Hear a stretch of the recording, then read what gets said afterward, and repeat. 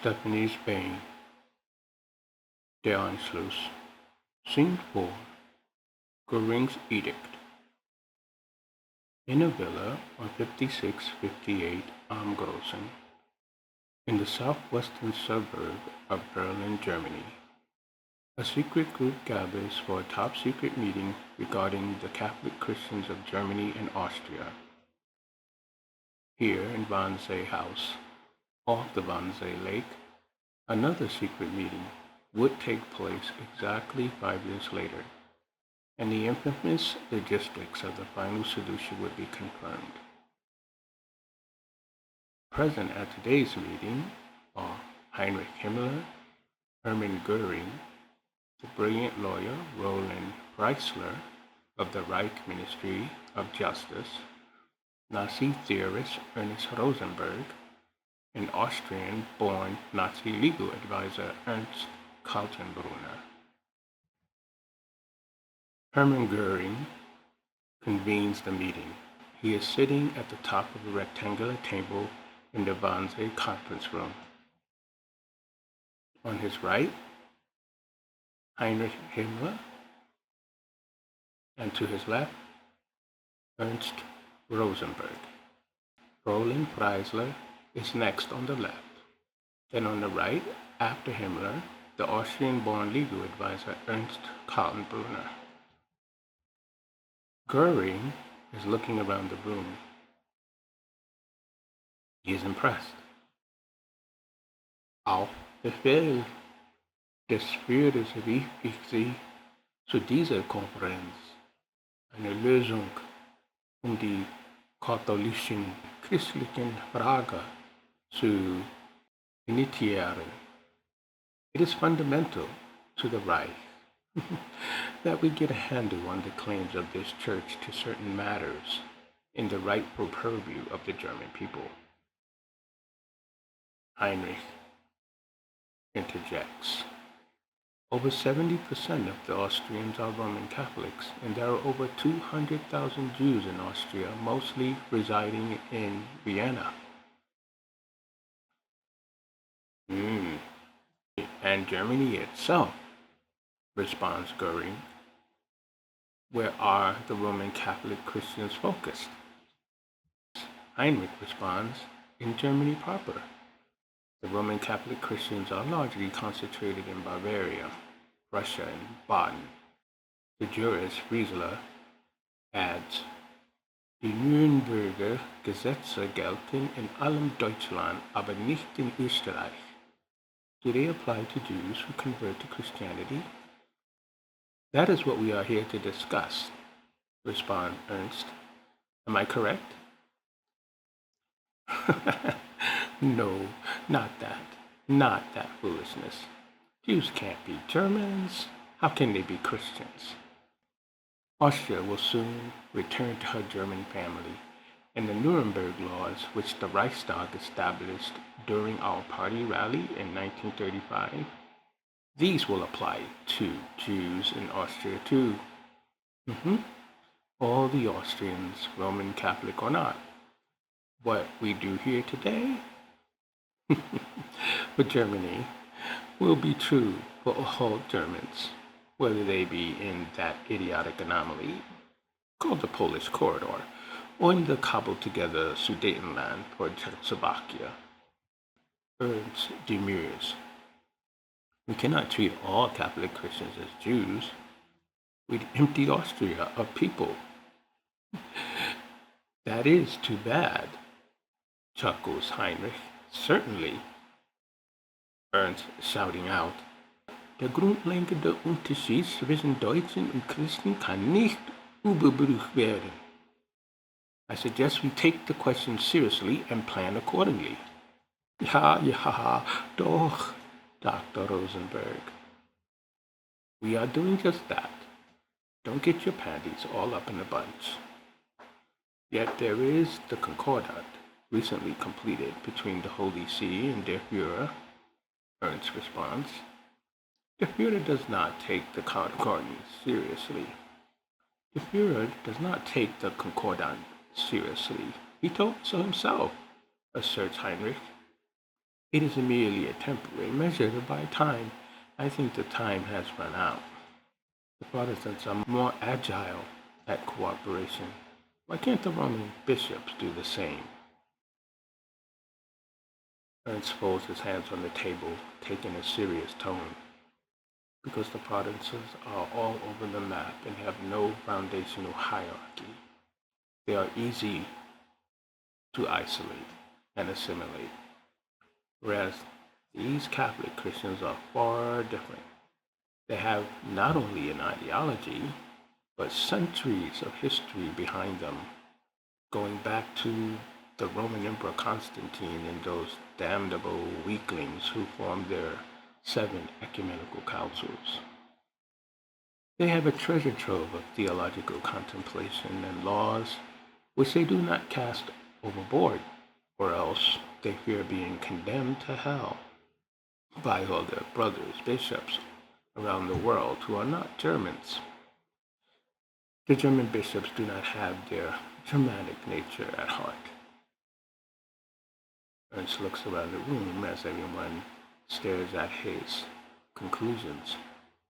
He reverts to saying, deren einzige Loyalität ist diesem nicht deutscher Gottmann, dass sie sich diesem Jesus vorgestellt haben, barmherzigkeitsvoll, vergebungsvoll und demütiglich, ganz nicht die wahrliche deutsche Natur.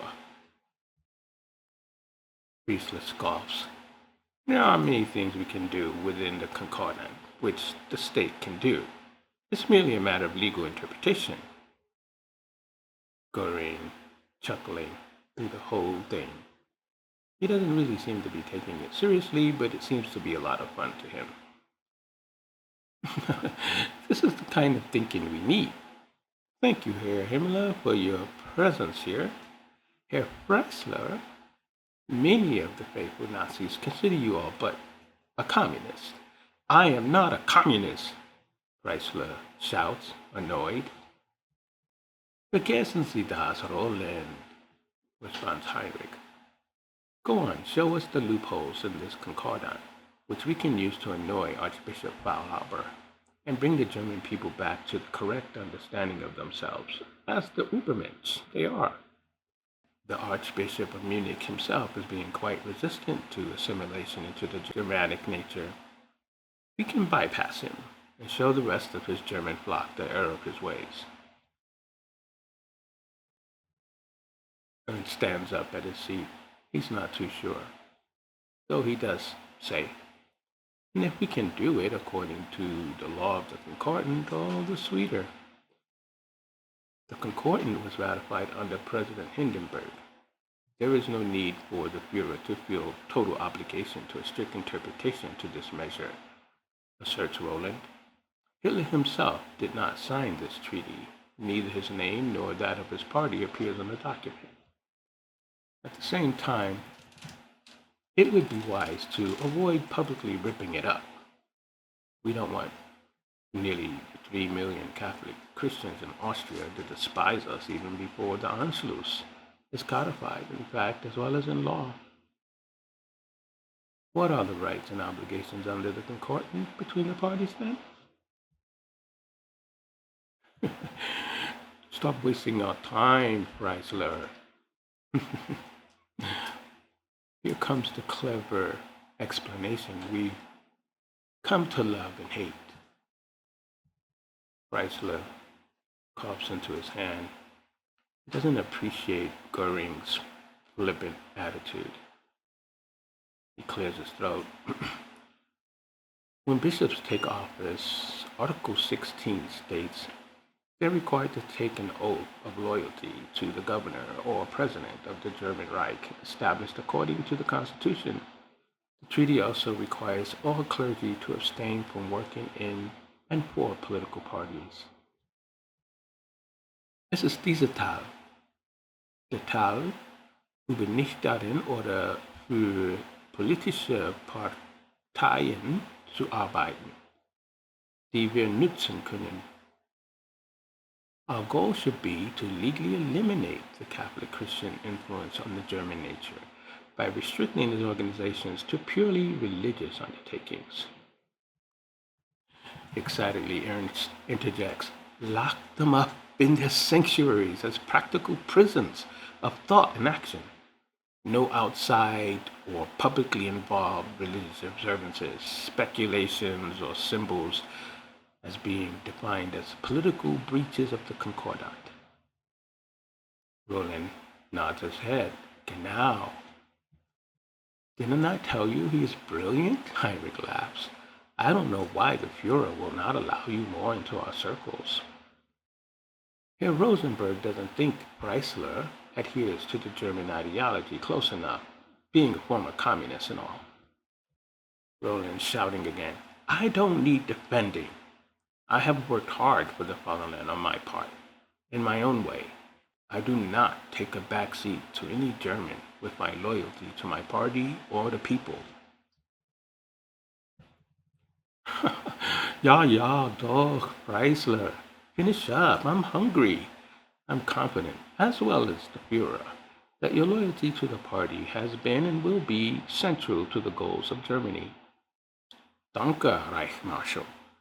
And everyone at this table can be sure I will be the strongest facilitator of the German nature and manifestation of the laws of the fatherland. So vollkommen done.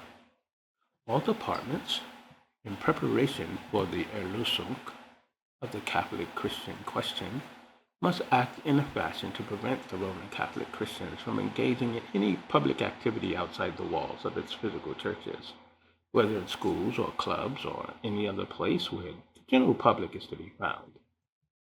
Ernst strongly agrees. The policy of the German government as announced in the Nuremberg laws will be applied against the universality of the Christians' view of the equality of all human beings, as if they are one blood from Adam and Eve. The unique bloodline and nature of the Germanic people will be preserved in this fashion, asserts Roland. Goering yawns. Okay, yeah. Klingt gut aus. The Roman Catholic hierarchy is right to view our party with fear and suspicion. We are ultranationalists. The German nature is our religion. Germany and Germans over everything. Yeah? The Pope and all his minion bishops are alien to everything truly German, as our brother Rosenberg here has written eloquently about. Mein Herren, all our educational bulwarks and tools of culture must be brought down on the heads of these Jew God lovers. Der Führer has given us the signal, and I have brought you all here to make clear your marching orders are from the highest German authorities.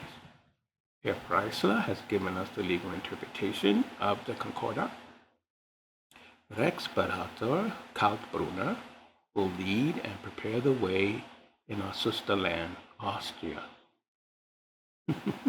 Yes, there is no place for this Christian religion among the Nordic people of Germany. While being careful not to nullify the Concordat at this time, everyone is to do their utmost to tear from the cultural mind of the German people all the hideouts of this weak superstition. I'm so hungry.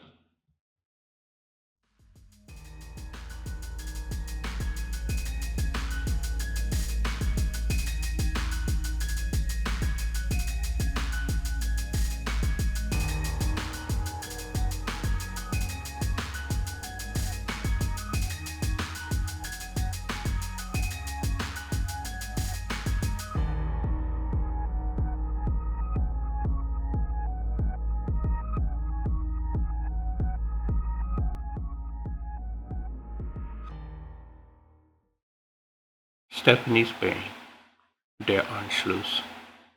Scene 5. Munich, Germany. Frauenkirche Cathedral, February 15, 1937.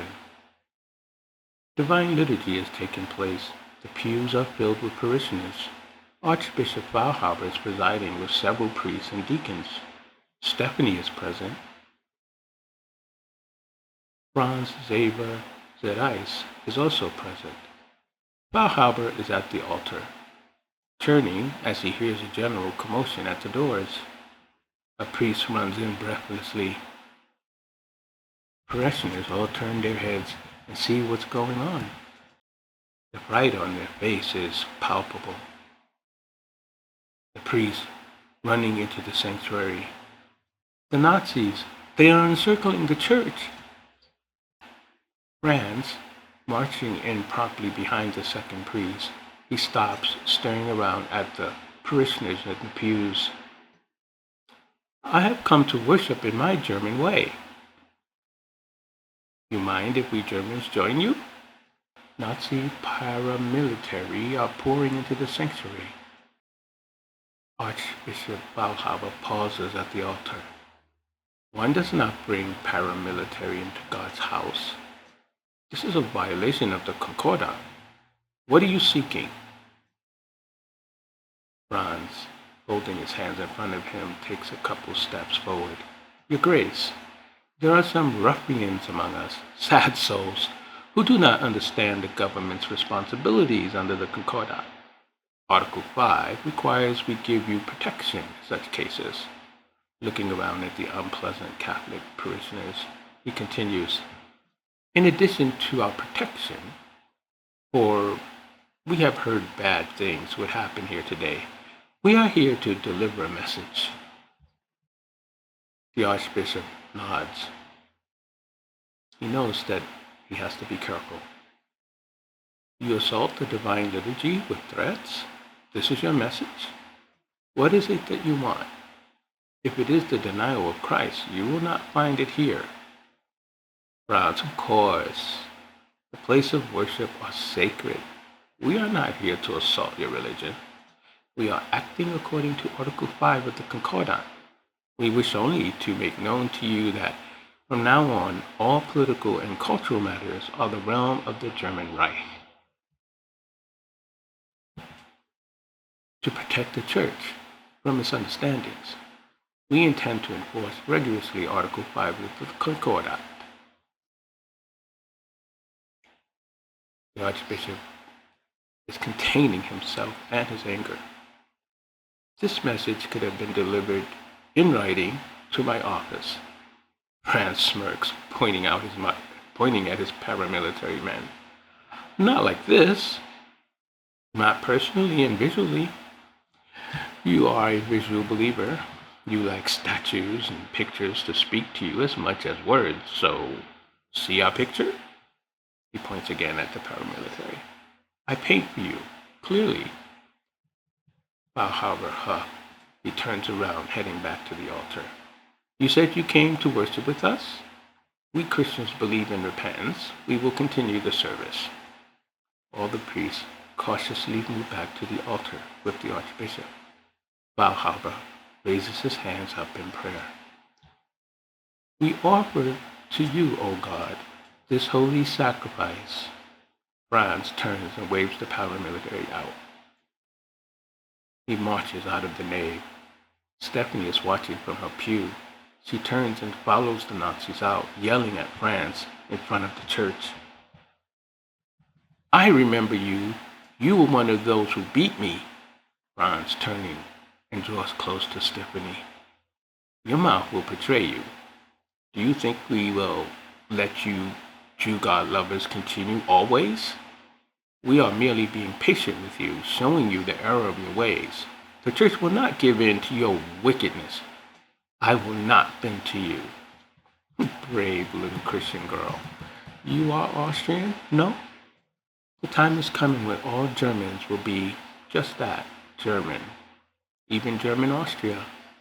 You will soon discover all your little Catholic minions, including the priests, are nothing but greedy opportunists. Stefani rebukes him forcefully. It will never be the way you think. You can't intimidate us. Franz turns, walking away. Didn't I just do so, little Christian girl? The intimidation has only just begun.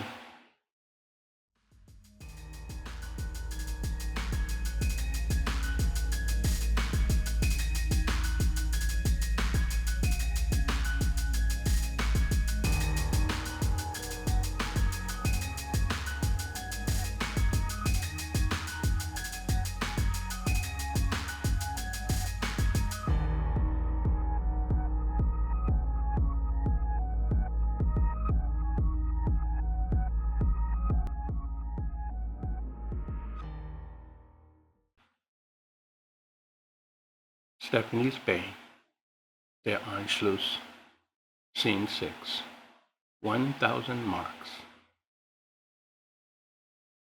Bledkirche, Austria, Matutina College. Stephanie drives frantically through the Austrian countryside, heading to the westernmost part. A short ways in front of her, a group of 3 paramilitary trucks. Her demeanor is frantic and worried. The paramilitary truck is at the front of a rectangular college of Catholic scholars, the Stella Matutina Jesuit College. The Nazis jump out of the trucks, shouting, rushing the entrance of the college, surrounding the building, locking Catholic college students outside. At that moment, Stephanie drives her car right up to the Nazi paramilitary truck, screeching to a halt. She climbs out, frantic, grabbing at the lead commander. "What are you doing? What are you doing?" "So we meet again, Fräulein Morewedge," answers Franz. "Was machst du hier?" "Isn't it obvious? We are doing our side of the bargain, enforcing the Concordat. The Concordat with Germany doesn't apply in Austria." "It's only a matter of days, Fräulein. Come on. You will see. The National Socialist Party is reasonable in its enforcement. No one will be hurt." Franz marches off and enters the building. Stephanie quickly follows him. As Franz enters a classroom with the students and faculty are rounded up by his paramilitary men, he nods at Stephanie. One of the men steps forward. "I am the director of the school. What is the meaning of this?" "And your name?" asks Franz. "Reverend Otto Faller." "Well, Director Faller," says Franz with a self-satisfied tone, "there has been a new decree. Anyone wishing to enter Austria and attend this school must pay a 1,000 mark fine for engaging in the cultural prohibitions." Alfred Delp stepping out of the crowd of students. "Cultural prohibitions?" The director is shocked. "Aber wer kann 1,000 Mark bezahlen?" Alfred, "We have to close the school." Stephanie, observing everything going on, steps forward to Alfred. She seems to recall him. She whispers, "Be careful. I saw you." Alfred looked at Stephanie in confusion. Franz, turning and signals to his men. "Well, then we have to close the school because everyone has to pay the 1,000 marks, and if they can't, they cannot stay." The Nazi paramilitary soldiers start running around the school, pushing at the students, shoving them out the building. "Bezahlen oder raus! Bezahlen oder raus!" Steffi and Alfred, with the rest of the students, are shoved and pushed out of the building into the yard outside. Alfred is stunned into silence, standing outside watching the Nazi paramilitary close down the school. Stephanie, knowing Alfred, Stephanie touches him gently on the shoulder. "Do you have a way to get home?" Alfred, still in shock, absent-mindedly responds, What? Who are you? Why are you here?" Stephanie holds out her hand. "My name is Fräulein Stefani Hesse-Morewedge. I am the envoy of Archbishop of Munich. I saw you in a vision, and I hurried here to make sure you were all right.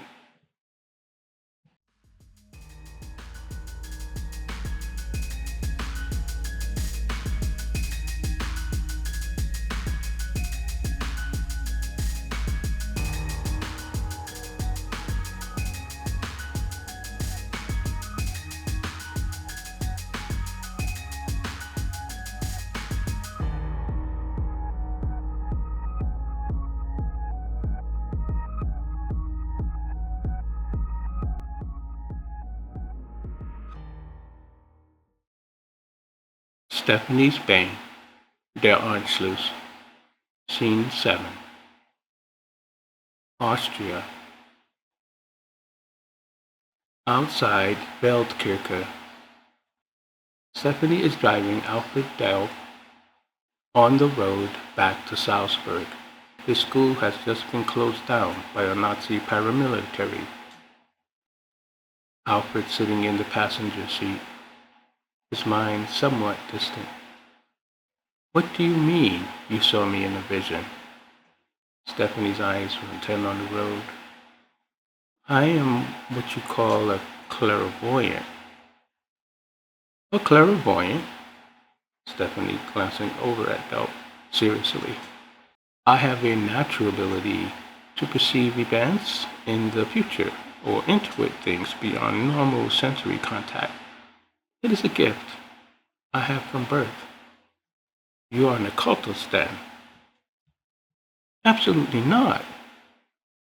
I am the special envoy of Archbishop of Munich. Alfred pauses, sitting silently for a long moment. Stephanie looks over at him. What are you thinking? So, you saw the Nazis coming to close down the school, and you came to warn me. Why? I don't actually say I saw what would happen to the school. I saw you. It's hard to explain. I don't always see things clearly. Just bits and pieces. Images, voices and pieces. I saw you in a crowd of Nazis. I heard your name called out. So I immediately started searching for you. When I found out you were at Feldkirche, I decided to drive up there, observe you. I had no intention of contacting you at first. I just wanted to observe and understand why I was seeing you.